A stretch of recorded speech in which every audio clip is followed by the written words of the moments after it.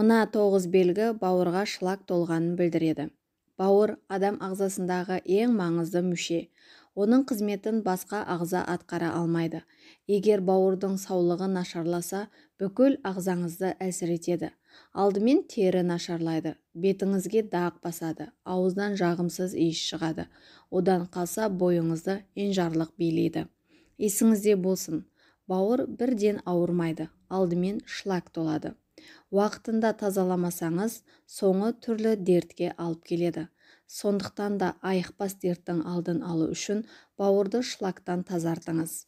Бауырға шлак толғанның белгілерін айтпас бұрын достар, менің каналыма тіркеліп, маған қолдау көрсетулеріңізді өтінемін. Сіздердің әрбір қолдауларыңыз мені шабыттандырады. Ал бауырға шлак жиналғанын мына белгілер арқылы білуге болады. Тіліңіз ісініп, қызыл күрең түске боялады. Алақаныңыз қызарады. Көздің ағы сарғаяды. Саусақтардың еркін бүгіліп жазылуы қиындайды. Қабақ ісінеді. Ер кісілерде шаш түсе бастайды. Жалпы бауыр қанды фильтрден өткізетін сүзгі. Ол ағзаға қажетсіз шлакты қан арқылы тазалайды, әрі көмірсу мен майдың да түзілуіне ықпал етеді. Оған қоса ағзаны А, Д, Е, К дәрумендермен қамтиды. Бұл дәрумендер адамның физикалық қозғалысын жақсартып, қуаттандырады. Негізінде бауыр өзін-өзі тазарта алады. Тек қана оған мүмкіндік беру керек. Егер тынымсыз тамақ жесеңіз, дәріні көп ішсеңіз, қозғалысыңыз аз болса, онда бауыр өз жұмысын ойдағыдай атқара алмайды. Бастысы бауырдың дұрыс қызмет атқаруына жағдай жасауымыз керек. Бауырдың қызметін жақсарту үшін ұйқы, тамақ, қозғалыс маңызды рөл ойнайды. Егер мына 9 белгіні байқасаңыз, жедел түрде бауырды тазалау ісіне кірісіңіз. Тәбет төмендейді. Адамның кейде тамаққа тәбеті болмайды. Есесіне тәттіден бас тартпайды. Ал егер сізде тамаққа да, тәттіге де, дәмді тағамдарға да тәбет жоғалса, онда оған белгілі бір себеп бар. Оның біреуі бауырға шлак жиналған болуы мүмкін. Егер бауырға шлак жиналса, онда тамақты қажет етпейді. Үнемі шаршап жүрсеңіз, бауыр шлакқа толған кезде қанды тазалау күші әлсірейді де, ағзаны оттегімен еркін қамтамасыз ете алмайды. Салдарынан адамның ойлау қабілеті мен физикалық белсенділігі төмендейді.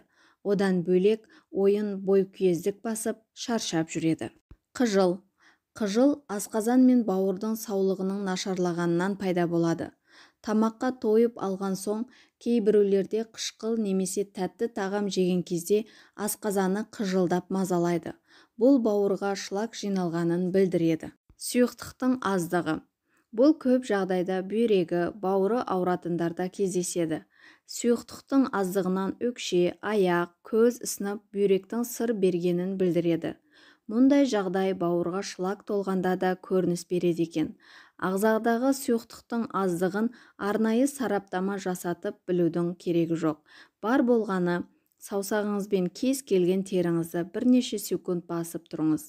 Егер із қалса, онда ағзаның сұйықтық тапшылдығына ұшырағанын білдіреді. Асқазан түйіліп ауырса. Асқазанның суықтап немесе түйіліп ауырсынуы бауырға шлак толғанын білдіреді.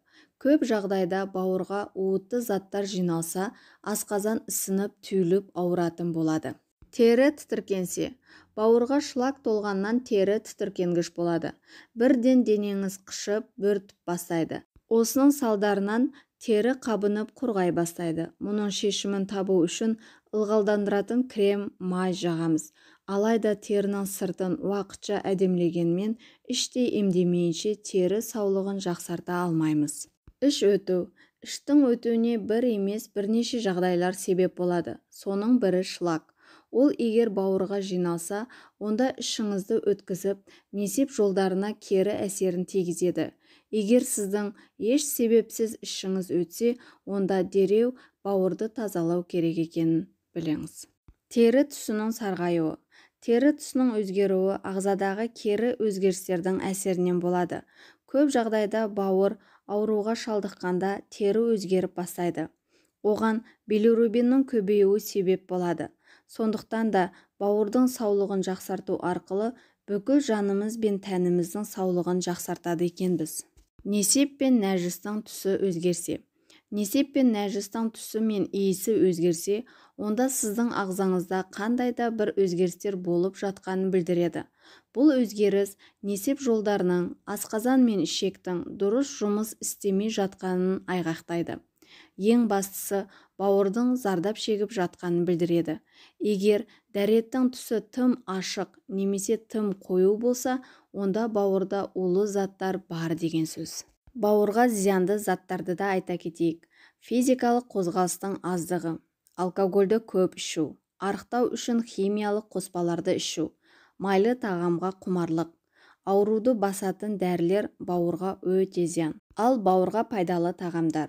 Бауырдың саулығын жақсартып, уыттан тазартқыңыз келсе, ең алдымен тамақтану мәзіріңізді өзгертіңіз. 2 аптаға немесе 1 аптаға арнайы ас мәзірін тамақтану уақытын белгілеңіз. Тұтынатын тағамның ішінде кәді, қызылша, асқабақ, гүлді қырыққабат, сәбіз, алмұрт, шабдалы, банан, өрік, алма, бал, куркума, творог, мейіз, жармадан дайындалған ботқа, авокадо, жаңғақ міндетті түрде болуы керек. Оған қоса салмағыңызға қарай тиісті мөлшерде сұйықтық ішіңіз. Айталық, 1 келіге 30 мг сұйықтық ішу маңызды. Ал достар, бүгінгі ақпаратымыз осы. Сіздерге ұнады деген ойдамын. Менімен бірге соңына дейін болғандарыңызға көптен көп рахмет. Сауда саламат болыңыздар, жүз жасаңыздар, ауырмаңыздар.